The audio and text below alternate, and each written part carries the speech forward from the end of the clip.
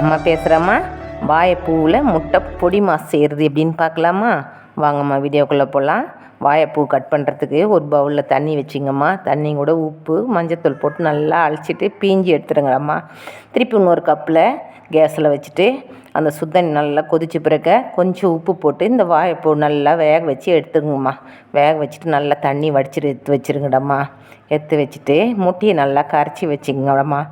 மெழுகுத்தூள், கொஞ்சம் சோம்புத்தூள், மெழுகு 3 மிக்சியில் அரைச்சி வச்சுட்டுக்கிறம்மா.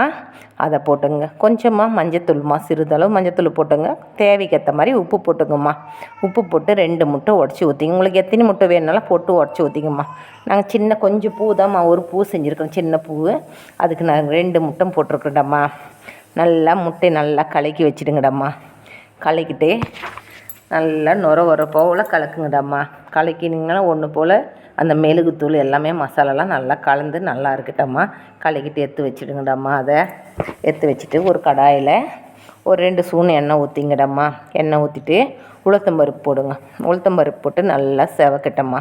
செவந்த பிறகு வெங்காயம் நல்லா பொடியாக கட் பண்ணி வச்சுங்கடாம்மா. வெங்காயம் போட்டுங்க. வெங்காயம் கூடவே ஒரு பச்சை மிளகாய் போட்டுங்கம்மா. ஒரு காஞ்ச மிளகாவும் போட்டுங்கடாம்மா.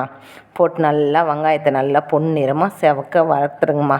வறந்த பிறகு நல்லா செவந்து போயிட்டோம்மா. சூப்பராக நல்லா இருக்குண்டாம்மா. வெங்காயம் வதங்க நிறைய டேஸ்ட்டு சூப்பராக நல்லாயிருக்கும். வதக்கிட்டு கொஞ்சமாக கொத்தமல்லி கறிவேப்பிலை போட்டுருமா.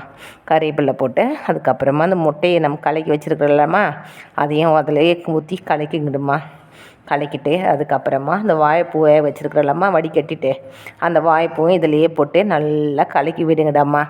முட்டை நல்லா பொடியாக வர மாதிரி நல்லா பொடிமா சூப்பராக கலக்கி எடுத்துருங்கடாம்மா. அந்த முட்டை காரம் எல்லாம் மசாலாலாம் அந்த வாழைப்பூலாம் நல்லா கலங்கண்டோம்மா. கலங்கின பிறகு சூப்பராக நல்லாயிருக்கும். இது குழந்தைங்களுக்கு செஞ்சு கொடுத்து பாருங்கடா. குழந்தைங்களுக்கு ரொம்ப ரொம்ப பிடிக்குண்டாம்மா. வாழைப்பூ தனியாக சாப்பிடாத பசங்களுக்கு கூட முட்டை வச்சு கொடுத்தீங்கன்னா சூப்பராக விரும்பி சாப்பிடுவாங்கடா. பெரியவங்களுக்கு இது ஒரு சூப்பராக நல்லா இருக்குண்டாம்மா. இதை செஞ்சு கொடுத்து பாருங்கடா. அருமையாக இருக்குண்டா. இதை நல்லா எடுத்து வச்சுட்டு அதுக்கு மேலே கொஞ்சமாக கொத்தமல்லி துருவிட்டு குழந்தைங்களுக்கு கொடுத்து பாருங்கடாம்மா. இது சூப்பராக வாழைப்பூவாக முட்டை பொடி மசானே தெரியாது இருக்குமா. சூப்பராக நல்லா இருக்குண்டாம்மா. இது தாண்டம்மா அம்மாவோட டிப்ஸுடாம்மா.